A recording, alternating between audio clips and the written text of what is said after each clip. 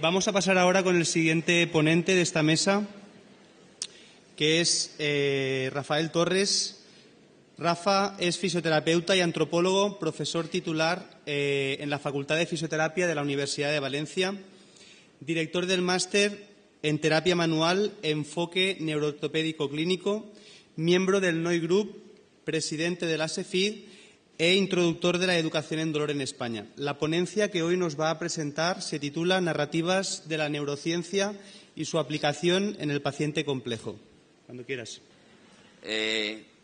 Bueno, ya habéis conocido lo que fue y lo que es la revolución en dolor, David Butler. Hace 17 años lo conocí y cambió completamente mi forma de abordar al paciente con dolor. Estos son algunos dibujos que hacía en la pizarra, donde pintaba un cerebro, estado de ánimo y demás. Son fotos de aquella época. Tampoco hay que olvidar gente que ha contribuido mucho a que entendamos el dolor como es hoy, como Louis Gifford y, evidentemente, Lorimer Moseley, que es uno de nuestros grandes investigadores en educación en dolor. Bueno, actualmente la educación en dolor ya es algo que tiene historia, más de 15 años de educación en dolor. De hecho, y este es un artículo de Cormac, estamos creando una nueva generación de profesionales, fundamentalmente fisioterapeutas, que se están convirtiendo en educadores en dolor. Bueno, el libro ya se ha conocido, pero tampoco hay que olvidar otras aportaciones de Lorimer o de Arturo Goicoechea o de Carlos López. Bueno, y esto es un poquito de publicidad también, pero en fin. Pero el problema, y ha estado muy bien expuesto esta mañana, es que el paciente con dolor, sobre todo si tiene un dolor complejo, es un paciente, como dice la palabra, muy complejo. Muchos compañeros nuestros, somos muchos fisioterapeutas en España, dicen, bueno, esto del dolor es muy complicado. Y además yo veo a deportistas, yo no veo a gente con dolor. Si no me dedico a pacientes con dolor crónico, eso del dolor no me interesa. Y es lo que yo hago, yo digo, una conversación de besugos.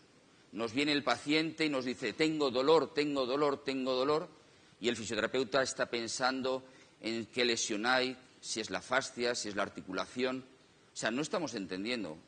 El paciente está hablándonos de dolor y nosotros estamos pensando en otra cosa, no estamos entendiendo el lenguaje.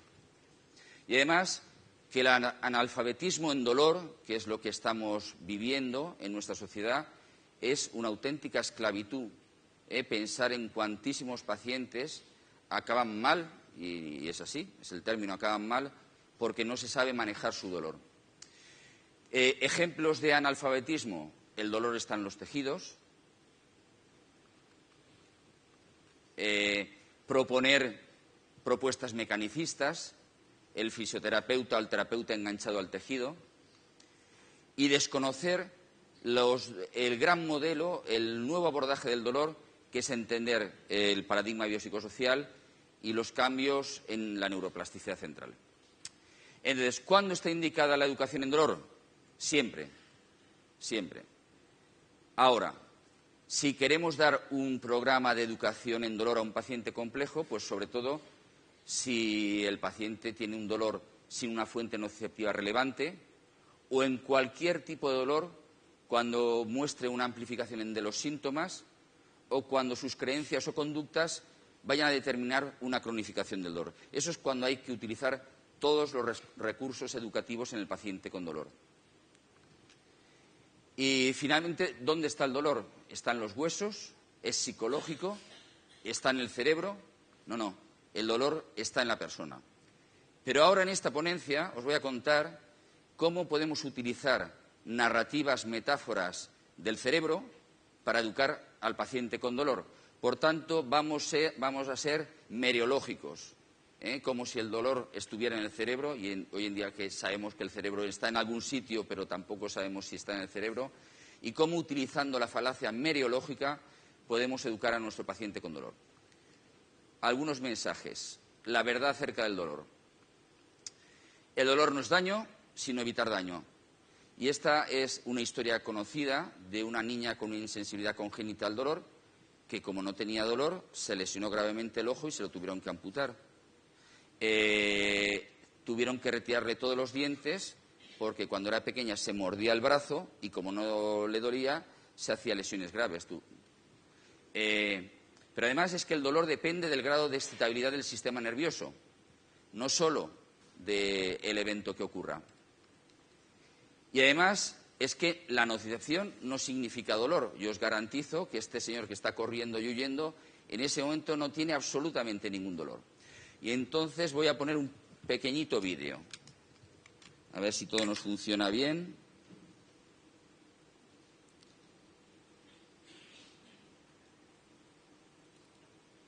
Y si se oye bien.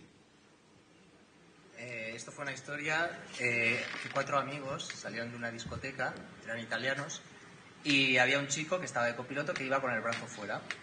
Se dio cuenta que se dio un golpe, pero no se fijó ni nada, y continuaron. Y pasado 2 kilómetros tuvieron un control de la Guardia Civil.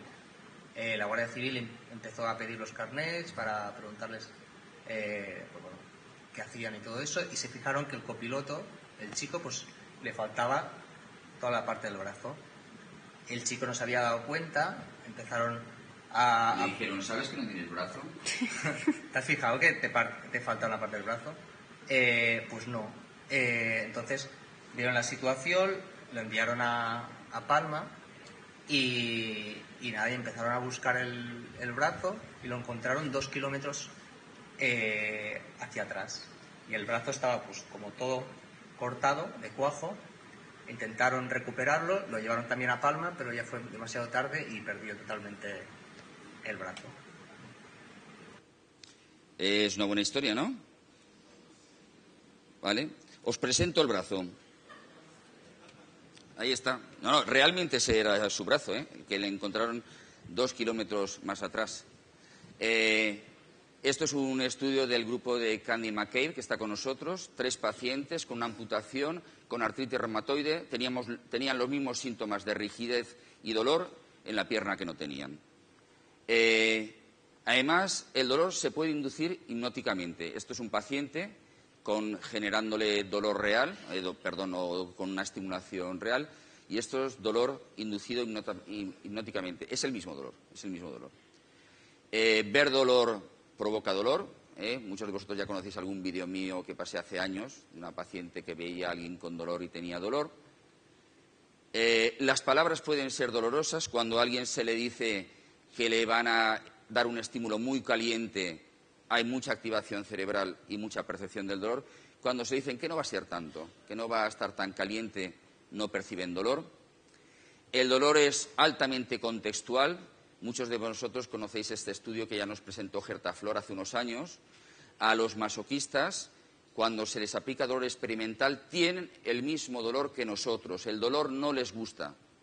Sin embargo, cuando en el aparato de resonancia se les hacen ver imágenes pues de lo que les gusta, que les casquen, ¿no?, con alto contenido erótico, la intensidad del dolor disminuye y se convierte en una experiencia absolutamente hedónica. Y una cosa muy importante, y es que el dolor tiene que ver con la atención.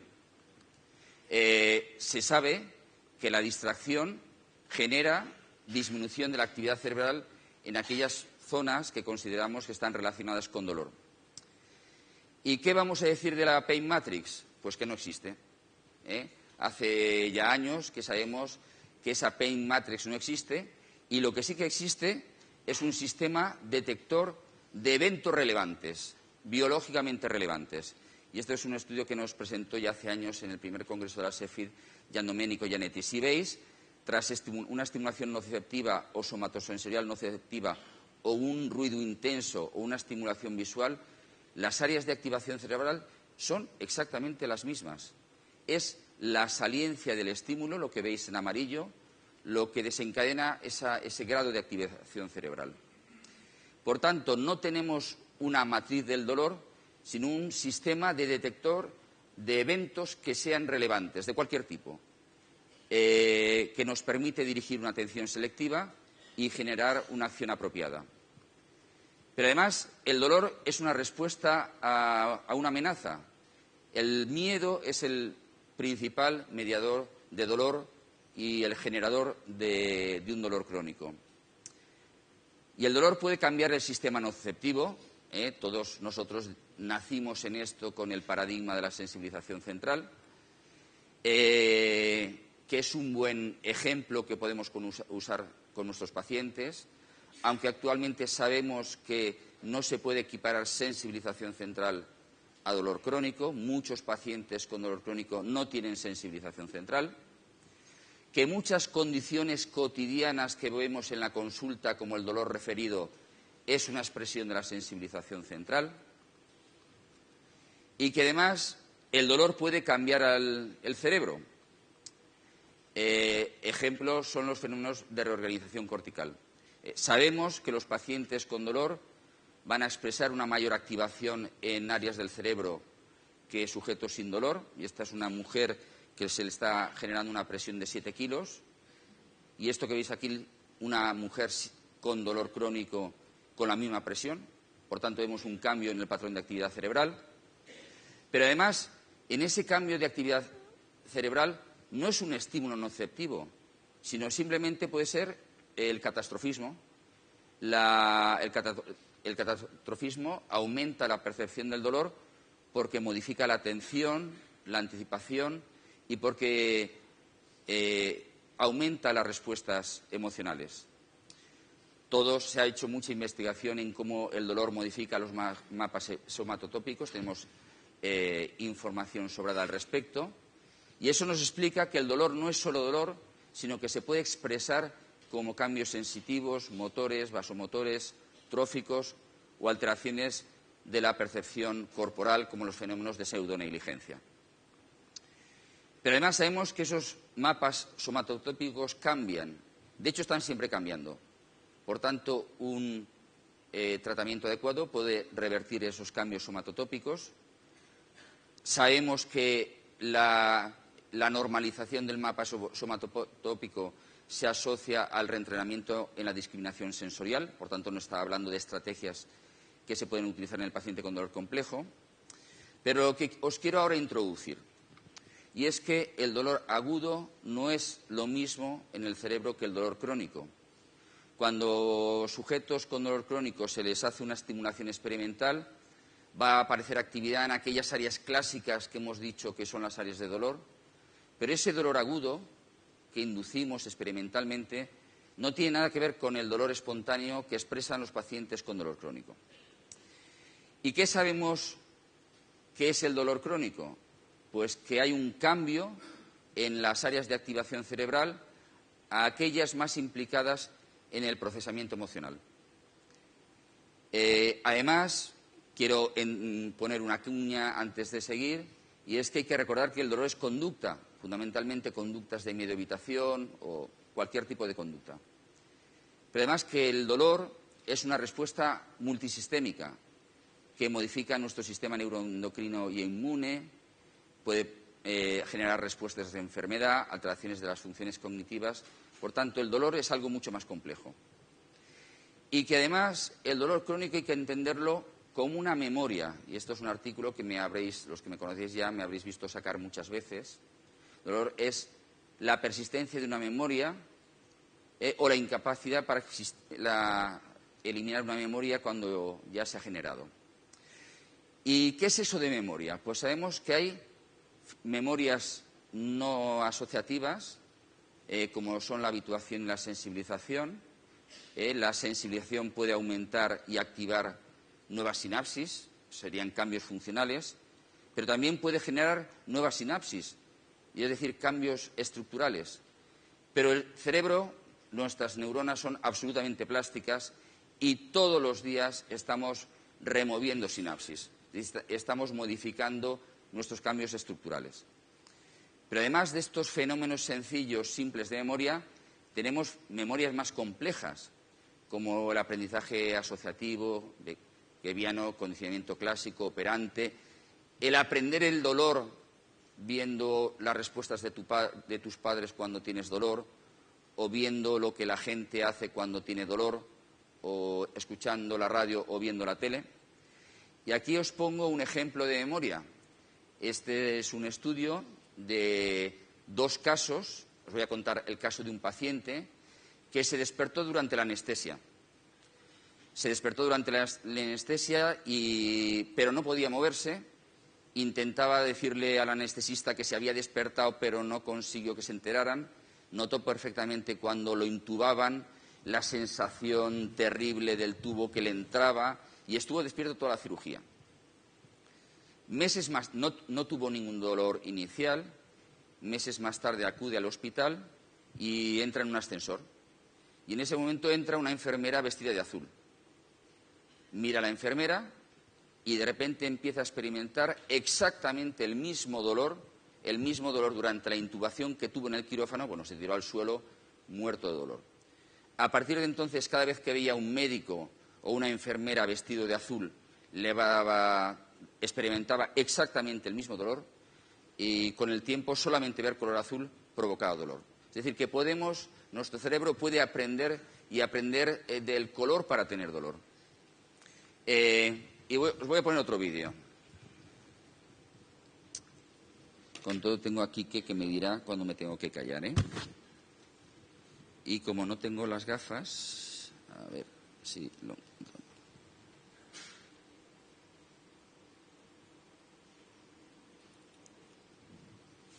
Bueno, yo soy aficionado a bicicleta y solía hacer distancias de 60, 80 kilómetros y un día pues me di un dolor pedaleando, me dolor en la rodilla, me tenido un pinchazo agudo y bueno, a partir de ahí pensé que tenía una rodilla, me hice ecografías, me han hecho pruebas, o sea, hemos hecho la estructura en clínica, compañeros y no hemos conseguido, o sea, el dolor no se reproduce con nada, sin embargo cada vez que cojo la bicicleta, en el kilómetro 15 aparece el dolor ¿Y te aparece alguna lesión en alguna prueba o no? No. Yo además entro en el gimnasio, cojo mucho peso en las piernas, las rodillas nunca me duele en ninguna prueba, ni con la ecografía he mostrado nada. Y siempre en el kilómetro 15, cada vez que me entra el pinchazo en la rodilla, miro el contador y van 15, 16 kilómetros. Bueno, como veis, este chico ha memorizado que lo que debe doler es el kilómetro 15. Bueno, otro vídeo os voy a poner.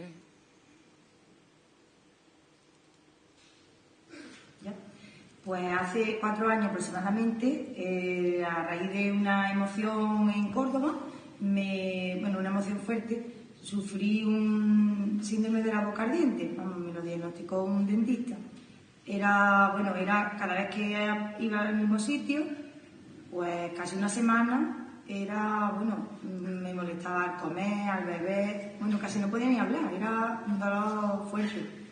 Y siempre que ibas a ese sitio. Y siempre que iba a ese sitio. Luego me pasaba la semana, que me duraba, me pagaba con los corticoides y me remitía. Pero cada vez que volvía a ese sitio, me volvía a pasar. Tuviese no ese tiempo enfado o problemas, me volvía a suceder cada vez que ponía los pies en Córdoba. A raíz de la primera parte del curso de dolor crónico, pues al otro fin de semana volví a Córdoba y ya no me pasó. Me quedé como sorprendida porque el dentista me preguntó si me había vuelto a ocurrir y no me pasó. O sea, no. Como habéis visto, la historia del paciente es brutal, ¿eh? Un síndrome de boca ardiente severísimo que se le provocó por un disgusto, ya había recibido todo tipo de medicación y seguía con un dolor severo y además absolutamente contextual. La ciudad de Córdoba le provocaba el dolor, tal cual. Pero como veis se puede invertir esa memoria dolorosa.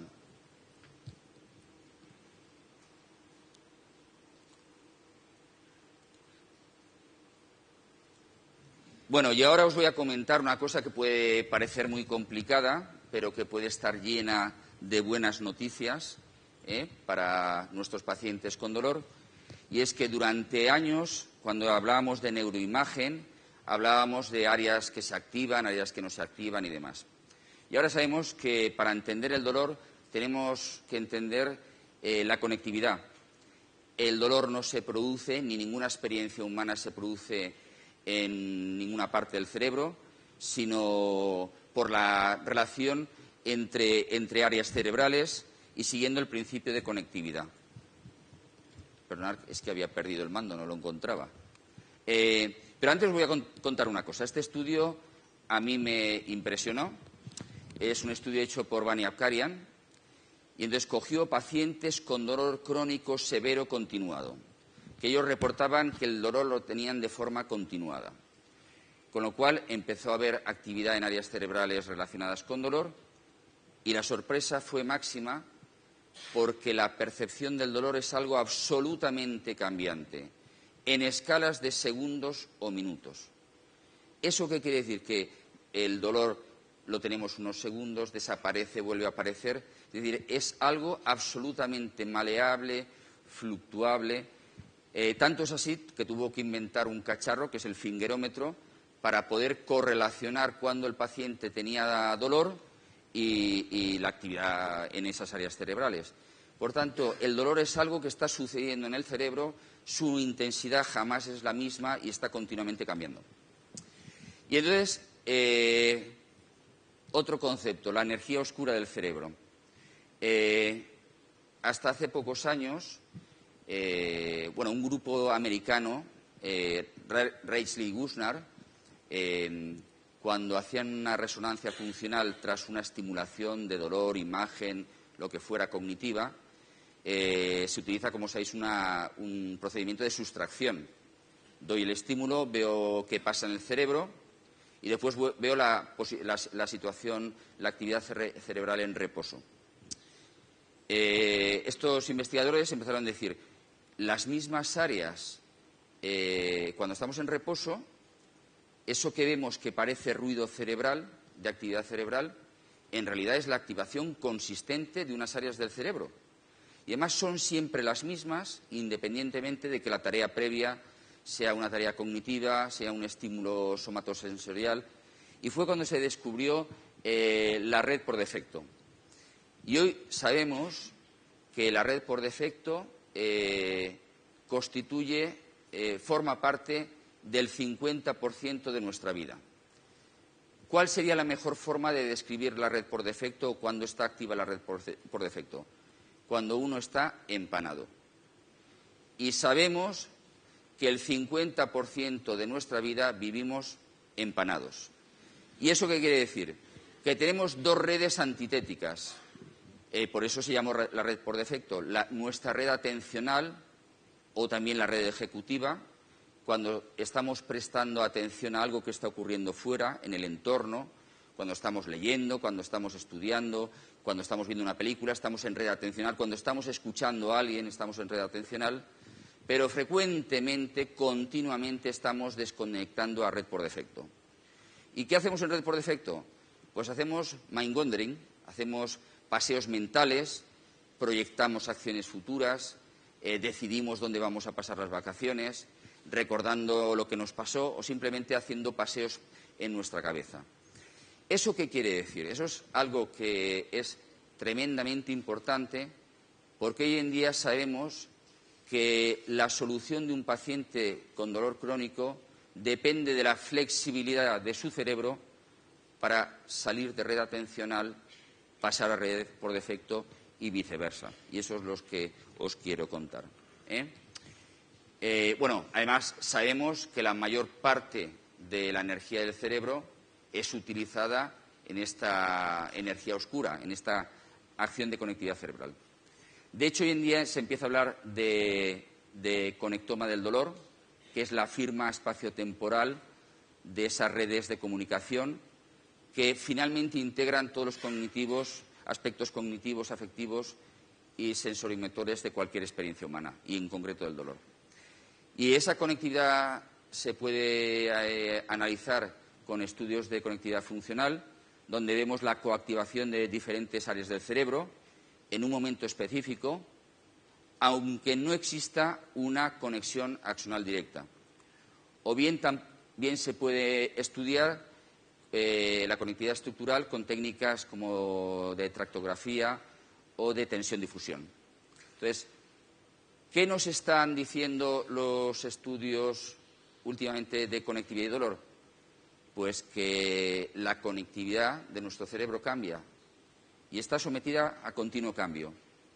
De hecho, uno de los primeros estudios que se hizo sobre la activación de red por defecto es este de Balicki, que vieron que los pacientes con dolor crónico están enganchados en su red por defecto, diríamos, están continuamente evocando la mirada sobre sí mismo y su dolor, y son incapaces de pasar a red atencional.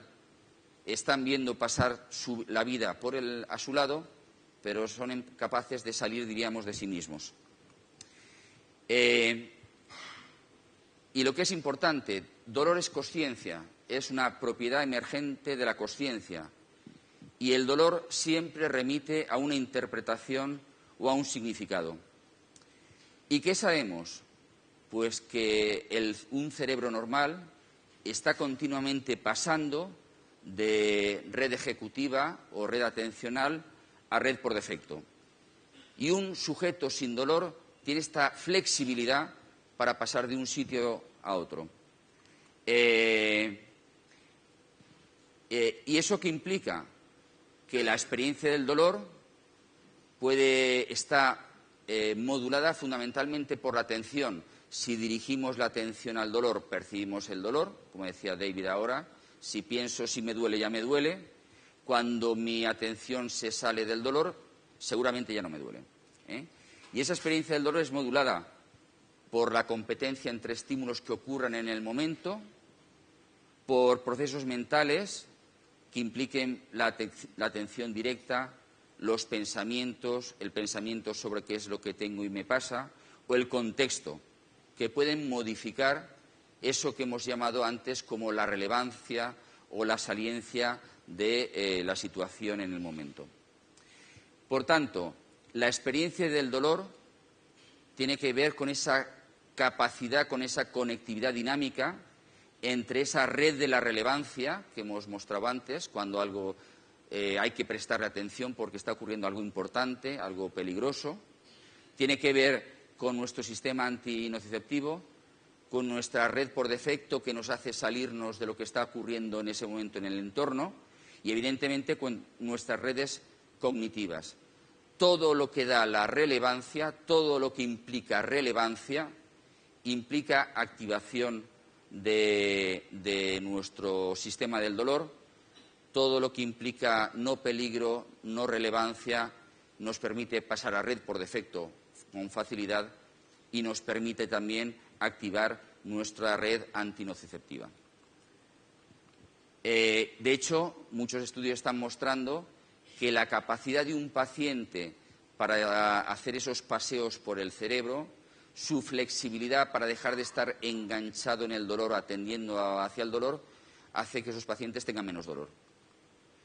Por tanto, y a modo de resumen, la percepción del dolor tiene que ver con la atención y la atención tiene que ver con la saliencia, con un fenómeno top-down, con la saliencia del estímulo, la relevancia del estímulo, que tiene que ver con la capacidad de ese estímulo para captar nuestra atención. Por ejemplo, si es novedoso o implica que es peligroso para nuestra integridad fisiológica, pero también ciertamente tiene que ver con un fenómeno top-down, con un fenómeno que tiene que ver con lo que pensemos con respecto a lo que tenemos, la relevancia que le demos si pensamos que tenemos algo grave, que el dolor no se puede curar porque nos han dicho que el dolor crónico no se cura, etc. Por tanto, ¿cómo podríamos desenganchar este conectoma del dolor? Tal vez entrenando nuestra habilidad para desenganchar la atención del dolor. Por ejemplo, los paradigmas de la distracción, de la realidad virtual, o que el paciente, utilizar estrategias donde el paciente no focalice la atención en su dolor, sino en otras percepciones somatosensoriales. Por tanto, ahí tiene un papel importante la reeducación somatosensorial.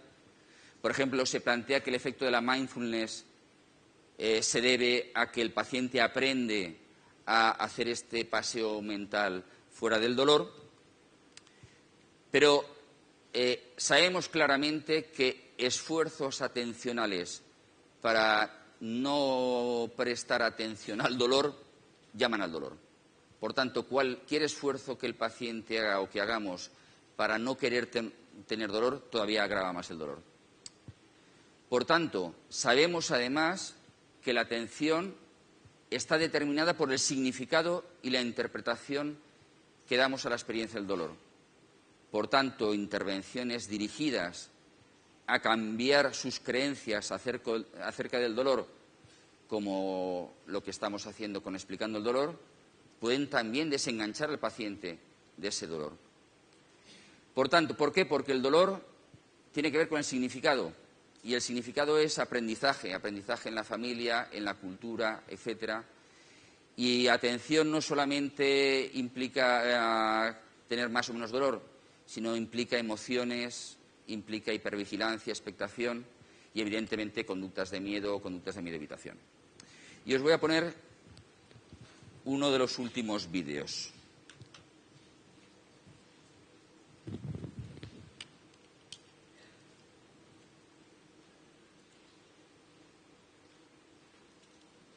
Y este vídeo se lo agradezco a Patricia.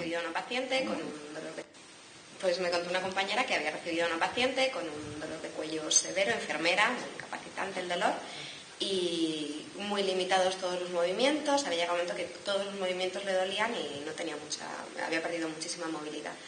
Le trae pruebas, le trae una resonancia magnética y la fisio le pregunta que desde cuándo le dolía y le dice que desde el día que le hicieron la resonancia. Y claro, la fisioterapeuta le dice, bueno, esto te dolería de antes, si te han hecho una prueba es porque tendrías dolor. No, yo es que soy enfermera, trabajo en un centro y trajeron una máquina de resonancia nueva que había que probar, así que me utilizaron a mí para probarla.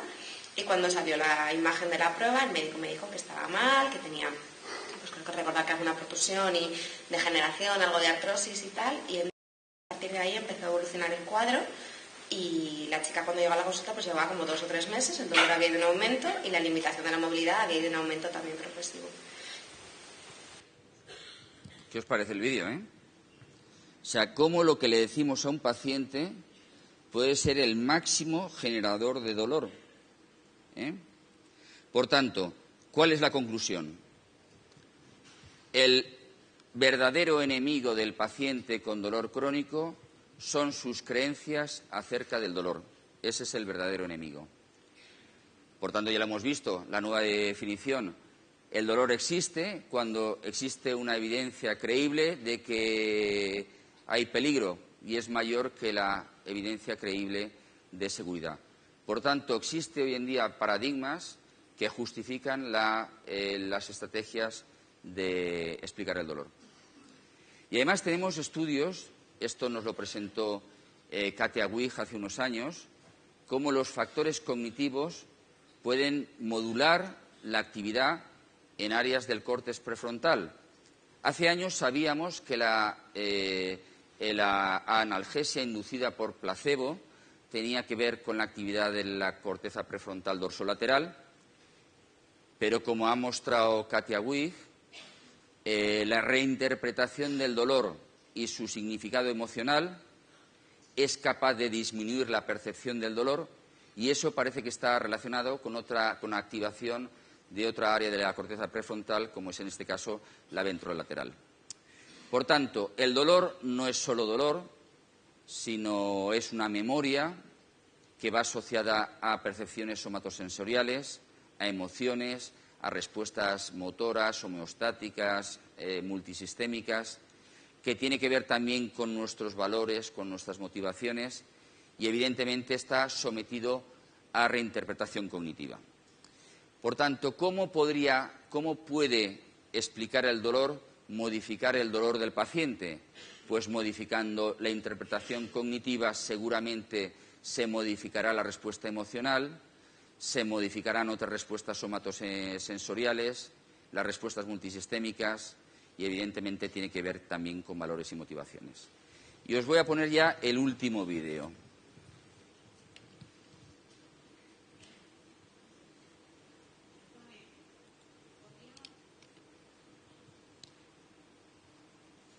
Que puede explicar muy bien cómo funciona la motivación. Una vez me vino un paciente a la consulta que refería a un dolor en la rodilla y él asociaba este dolor a una época en la que tuvo una relación con una pareja un poco turbulenta. Después de esa relación fue teniendo diferentes parejas en las que no acababa de ir bien la cosa y su rodilla tampoco. hasta que hubo un día que vino otra vez a la consulta y me contó que había conocido a una chica bailando y que se le había ido el dolor de rodilla y que su nueva pareja se llamaba Su Sana Rodilla. Y se había curado. Y se había curado. Molt bé, ya está. O sea, que ciertamente la motivación puede suponer la curación del paciente. Quique ha ido bastante rápido, ¿eh? Vale. Y ya las dos últimas diapositivas. Ya.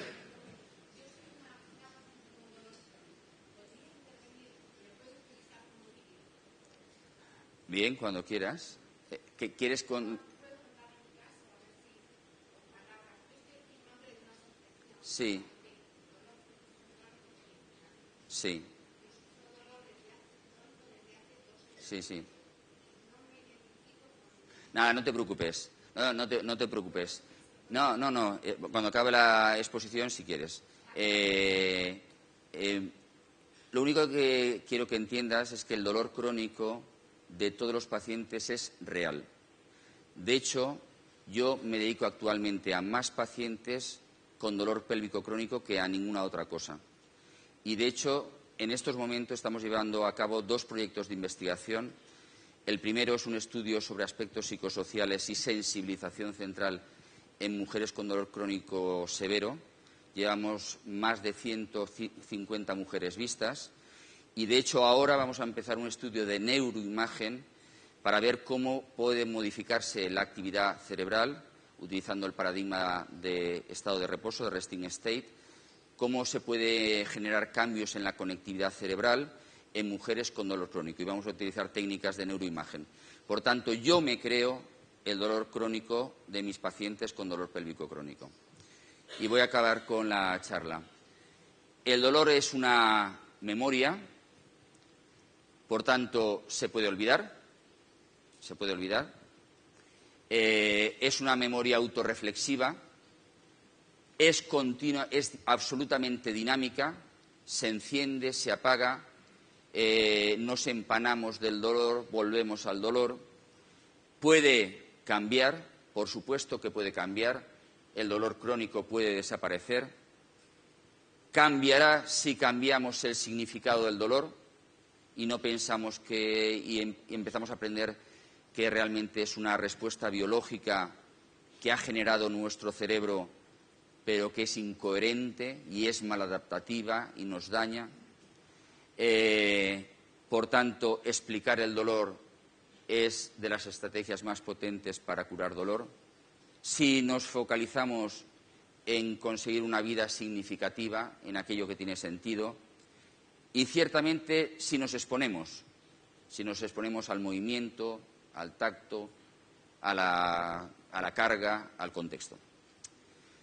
Por tanto, concluyo, la educación en biología del dolor puede ser una de las estrategias más potentes para muchos pacientes con dolor crónico. La educación en dolor es inútil si no se asocia a una modificación en las conductas.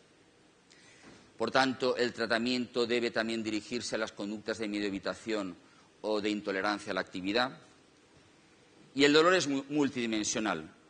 Por tanto, debemos incluir múltiples aspectos, múltiples dimensiones en la evaluación y el tratamiento del paciente con dolor. Y nada, muchas gracias por vuestra atención.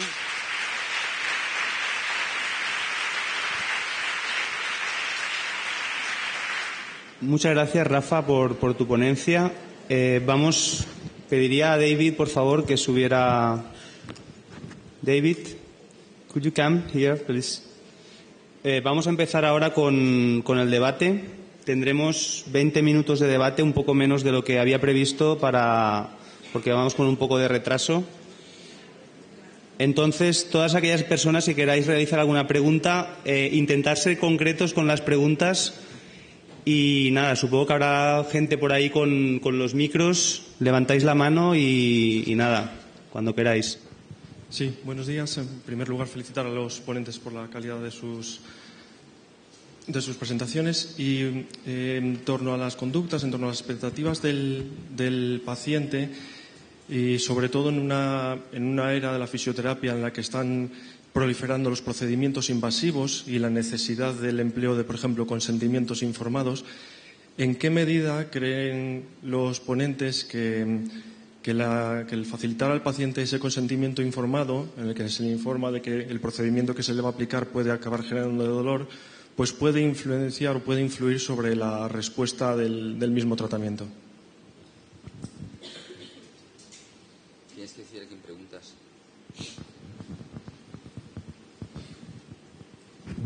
No, que tiene que decir. Sí, a Rafa, por ejemplo. Rafa. El consentimiento informado. Hombre, evidentemente tenemos que entender que va a ser una obligación hacer un consentimiento informado a nuestros pacientes, sobre todo si hacemos algún tipo de tratamiento intervencionista. Y a lo mejor eso puede generar expectativas de dolor en el paciente. Claro, con todo estamos en un foro donde a lo que nosotros nos interesa es tratar el paciente con dolor. Por tanto, nuestras estrategias no suelen ser con dolor. I think it's important when Creo you que es are importante explaining pain that cuando you do estás set the explicando el patient up. dolor. And I'd like to offer patients a simple A mí me contract gusta that's been known in ofrecerles un contrato muy psychology for many sencillo years. So que en you psicología might say, se conoce desde hace "This muchos is a años y que complex dice: state. Thank you for telling me esto about es it. algo complejo, gracias por hablarme Maybe de after ello. 3 treatments, Quizá después de I 3 will try and tratamientos explain to you te voy a intentar using explicar all the story we have, toda what la is happening. historia de lo que está I'll try sucediendo. to tell you how long it will Te take, so intentaré short and decir long-term goal settings. cuánto tiempo I'll va a tell durar you la everything I know intervención, that qué I can objetivos do and tenemos other a health medio y largo professionals, plazo and what you can do. y lo que And tú those puedes 4 things hacer. are Y often estas a really 4 good way to set cosas up a realmente son contract. una buena And it's forma the de crear un basic contrato con el fundamental paciente. needs that you have, Y son las that a necesidades person básicas has when they're with a health fundamentales professional. que What's que necesita una How long will it persona cuando take? está con un What can I profesional do? de la salud. And what can you do? ¿Cuándo va a durar? ¿Qué puedo hacer yo? ¿Qué puedes hacer tú? ¿Y qué se espera de la intervención? Buenas. A ver, era por la ponencia que ha hecho Rafa. Me ha quedado una duda. Cuando has explicado lo de la red por defecto y la red atencional, has dicho que los pacientes con dolor crónico tienen un déficit en una de las dos áreas, que cuando se pasan les cuesta estar en la red atencional o cuando están en la red por defecto están en una hipervigilancia de ellos mismos. No me ha quedado claro qué es lo que le pasa al paciente con dolor crónico con respecto a estas dos áreas. O bien están continuamente en red atencional en el dolor, o bien están en red por defecto rumiando su dolor. Lo que caracteriza a un individuo, a los sujetos normales, es flexibilidad, es el concepto de flexibilidad. Y entonces, ¿qué potencia tiene el mensaje? Y perdonadme que os lo haya tenido que contar a toda velocidad, porque íbamos muy mal de tiempo y quería contaros, pero en fin, ¿cuál es la potencia del mensaje que podemos utilizar con estas técnicas de imagen cerebral? Primero, el paciente con dolor crónico está enganchado en el dolor. Y está enganchado al dolor, ¿por qué? Y ha perdido la flexibilidad. ¿Por qué? Porque en su vida solo hay dolor. El dolor ha dominado todas las esferas de su vida. Y Paul Valéry tenía una frase que me encanta, y es que la piel separa el mundo en dos espacios: el lado del dolor del lado del color. El paciente que vive con dolor complejo está encerrado en su mundo de dolor, no hay más. ¿Cómo podemos cambiar eso? ¿Cómo podemos modular la atención en el dolor? Que es lo que hace al paciente percibir dolor. Explicándole el dolor, explicando cómo funciona el cerebro, que está continuamente entrando, saliendo continuamente del dolor, que va a estar entrando en el dolor si el paciente piensa que tiene una lesión grave, incurable, que su dolor crónico no se puede curar, que va a estar más tiempo saliendo del dolor cuando se le explica que el dolor es cambios que ha hecho su sistema nervioso, pero que son absolutamente reversibles, que además continuamente su cerebro está anulando percepciones, que su cerebro tiene la capacidad para anular la percepción del dolor si dirige la atención fuera del dolor o empieza a pensar en cosas de su vida que son más importantes. Por tanto, de este pequeño ejemplo de cómo se puede utilizar la neuroimagen cerebral, nos puede servir como ejemplo, como estrategia para explicarle al paciente que su cerebro puede cambiar y, de hecho, que está continuamente cambiando. And just to comment as well, Quiero the story comentar también I would use would be la historia que yo utilizaría, add to Rafa would be the story of the majesty esa of the brain. historia de la majestuosidad del cerebro. Todo se ha convertido en su vida en el dolor. Toda elección tiene que ver con el dolor. Yo les diría, tú no eres el dolor, eres mucho más grande que tu dolor. Este dolor sí tiene un lugar en este momento, pero tú eres mucho más grande que el dolor. Es un principio budista. Eckhart Tolle lo comentó también en un libro. No puedo recordar el nombre del libro. Y hablaría de la maestría del cerebro. Hay más conexiones en un cerebro que partículas en este universo. Y sigue cambiando hasta el último aliento. Y yo le cuento durante 4 o 5 minutos la belleza de ese órgano maestro, de ese órgano que tantas posibilidades tiene. Tú eres mucho más grande que tu dolor. Como en el programa pone debate, yo creo que me la voy a jugar, a lo mejor a plantear esta pregunta en este foro, pero no sé, desde mi más profunda ignorancia creo que a lo mejor es interesante verterlo. ¿Hasta qué punto el tema de la educación del dolor es competencia del fisioterapeuta o competencia del psicólogo? O la diferenciación de los dos papeles, o si nos podéis hablar un poquito, los que sabéis más sobre este tema, pues os lo agradecería. I'm going to ask to answer first and then you. Okay. Bueno, esa es la tan manida pregunta que se nos hace, y es que el primer papel que tiene que jugar el fisioterapeuta en el mundo del dolor, como en otras esferas de la salud, es su papel como educador en salud. Por tanto, si eso forma parte de nuestro currículum, somos educadores en la salud, como lo deben ser el resto de profesionales de la salud. Y de lo que hay que educar, sobre todo dado la gravedad del problema, es educar en dolor. Por tanto, entra dentro de nuestras competencias.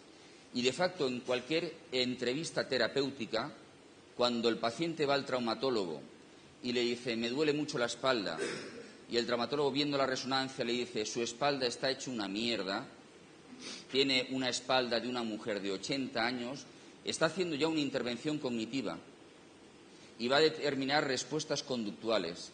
Por tanto, ¿está haciendo el traumatólogo de psicólogo cuando le dice a su paciente que su espalda está hecha una mierda? No. Forma parte de su labor como profesional de la salud, de informar, de dar información a su paciente. Y eso es lo que hacemos desde la educación en dolor, educar al paciente en su salud, que es competencia nuestra como profesionales. Yo me gustaría... Podéis aplaudir.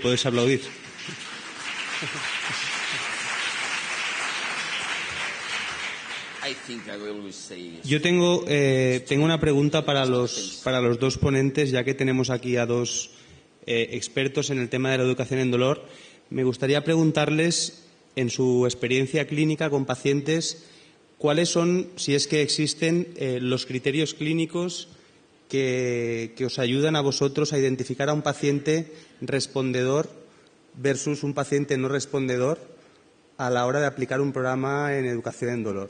Si es que, ¿qué cosas veis en los pacientes ya cuando les hacéis la anamnesis que a vosotros os hacen pensar que ese paciente va a responder a una estrategia de educación o, en cambio, es un paciente que va a rechazar el mensaje?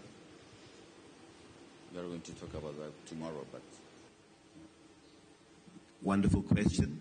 Qué pregunta más bonita. Es una pregunta maravillosa. Hablaremos más de ello mañana. Pero debo deciros que en los resultados de Explicando el Dolor no sabemos que la persona más ansiosa va a responder de una forma diferente. A todo el mundo le damos una oportunidad, todo el mundo tiene una oportunidad. En la intervención clínica, sin embargo, todos los profesionales de la salud tendrán que hacer una valoración estándar y dentro de esa valoración vas a tener la mayor parte de las pistas de si alguien va o no a progresar. También añadiríamos lo que llamamos una valoración, una evaluación de explicando el dolor. Cosas como, por ejemplo, ¿quieres saber algo del dolor? ¿Quieres saber un poquito más de la ciencia? Hay gente a la que le aterroriza la ciencia porque suspendieron en el colegio, odiaban disecar una rana en su clase. Y no les decimos, os vamos a dar educación, enseñanza, sino información. ¿Tienes acceso a un ordenador, por ejemplo? ¿De dónde te llega la información? También les preguntamos qué tipo de ideas equivocadas que pueden tener. Por ejemplo, si va a ser simplemente llenar algunos huecos o si el paciente tiene unos marcos más profundos en los que quiere más información o si tiene un marco emergente. A lo mejor ya ni siquiera tengo que ayudarle a entender los conceptos de emergencia. Por ejemplo, le digo, ¿de dónde te llega a ti la información sobre este tema? Porque si no vas a competir con este paciente, por lo menos de forma inicial. Son como una evaluación expandida de explicando el dolor que hacemos a los pacientes. Esto es crítica, es fantástica, pero como sabía que David, su ponencia mañana va sobre eso, ya está, se contará todo. Pero ciertamente hay una cosa que decimos y es, salvo en situaciones muy determinadas de sujetos con mucho deterioro cognitivo, todo el mundo puede cambiar. Cuando a mí me presentan pacientes muy complejos y yo me dedico exclusivamente a pacientes muy complejos, hace años discutí el tema con Paul Watson y me contaba, pues mira, ahí está la escala, tal otra escala, pero él me decía, en realidad no sabemos si sirven o no sirven. Lo único que queremos, lo único que evaluamos, y no se hace el primer día, sino de forma continuada, es si hay muchas resistencias al cambio. Porque si no hay resistencia al cambio, y puede haber mucha al inicio y después ninguna, depende del mensaje que transmitamos, el paciente puede cambiar, independientemente de si lleva 20 años con dolor o solamente lleva un año. Por tanto, educar es tremendamente potente. Es un derecho de nuestros pacientes que les eduquemos adecuadamente en el dolor. Y una última coletilla. Educar en dolor no es fácil, requiere un adiestramiento suficiente, no basta con leerse un libro. Hay una curva de aprendizaje larga, pero ciertamente, yo lo digo, y yo me dedico exclusivamente a educación en dolor porque éticamente no puedo hacer otra cosa. Es lo más potente para tratar al paciente con dolor complejo.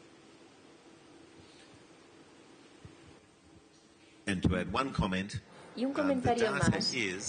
Los datos son de que los pacientes lo acaban comprendiendo. La mayor parte de la gente nos dice, no, mi paciente no lo va a entender, pero tú te puedes adaptar al paciente. Y los datos es, la gente lo comprende. Pero hay como un hueco entre que la gente realmente lo entiende, pero los profesionales de la salud a veces no se atreven a hacerlo. Se puede hacer en muchos entornos. Por ejemplo, tengo un colega que trabaja con aborígenes australianos con dolor crónico. Ellos se sientan en la arena y ella dibuja el cerebro en la arena. Hay gente que no puede leer, pero ella se sienta con ellos en la arena y dibuja el cerebro en la arena y se adapta a ellos, a su cultura. Vale, ¿alguna pregunta más? Hay dos preguntas aquí.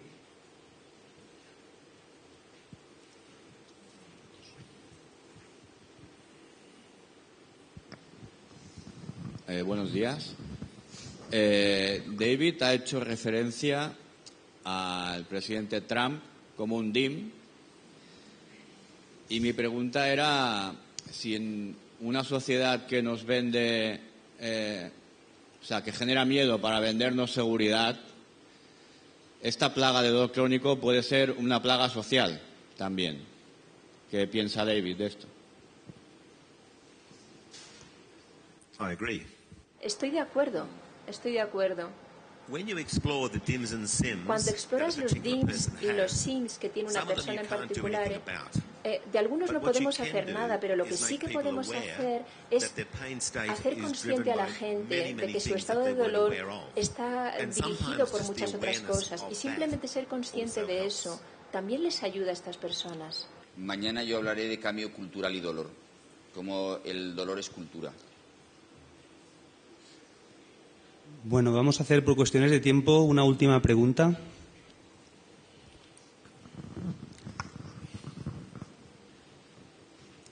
Con respecto al debate que se ha abierto antes, pues yo no sé si seré la única psicóloga que está aquí en el Congreso, pero este tema precisamente me parece súper interesante. Y a colación en lo que ha comentado Rafael, me parece que como profesionales de la salud pues tenemos que entender la educación, que es básica y primordial, cómo hablamos a los pacientes, la escucha activa que tenemos ante ellos, cómo le transmitimos todo eso. Yo trabajo en un equipo multidisciplinar justo con fisio y este tema es apasionante. Es difícil, es verdad que es difícil, pero yo pienso que los límites, ¿dónde está, no? Lo que debe hacer un profesional u otro. Si lo que tenemos presente es al paciente, yo creo que ahí queda todo claro. En ese sentido, como profesionales de la salud, vuelvo a repetir que cómo hablamos al paciente es fundamental. Y es verdad que aquí se habla de atención, de conceptos pues que tienen que ver con la parte cognitiva, el enfoque cognitivo-conductual, pero que al fin y al cabo somos seres humanos tratando a otros seres humanos. Entonces yo creo que ahí no debe haber una discusión en cuanto esto es mío, esto es tuyo. Tenemos que pensar siempre en el paciente. Entonces me parece que este congreso es apasionante, es un tema que yo creo que como fisio estáis en contacto con personas que tienen dolor y que hacéis más de lo que pensáis cuando estamos hablando con ellos solamente. La palabra es fundamental. Entonces, por mi parte, quería comentar eso.